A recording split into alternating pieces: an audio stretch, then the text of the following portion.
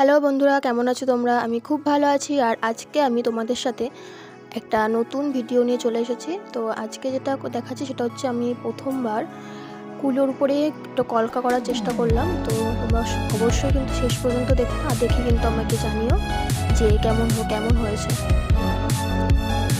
তো আমি সাদা কালার একটা কোট করে নিলাম, তারপরে লাল কালার দিলাম, আর একটু অরেঞ্জ ভাব আনার জন্য একটু অরেঞ্জও দিলাম নিচের দিকে কুলোর।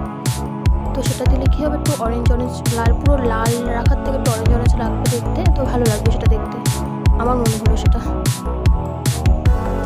এটা আমি পুরো ফুল ভালোভাবে কিছু কিছু জায়গায় আমি অরেঞ্জ দিয়ে দিলাম, মানে কিছু কিছু জায়গায় শেষের দিকে মাঝখানে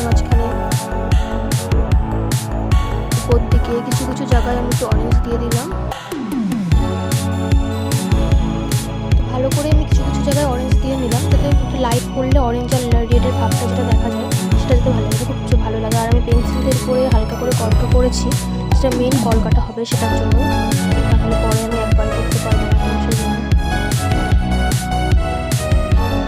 উপরে আমি সাদা দিয়ে কলকাগুলো করছি।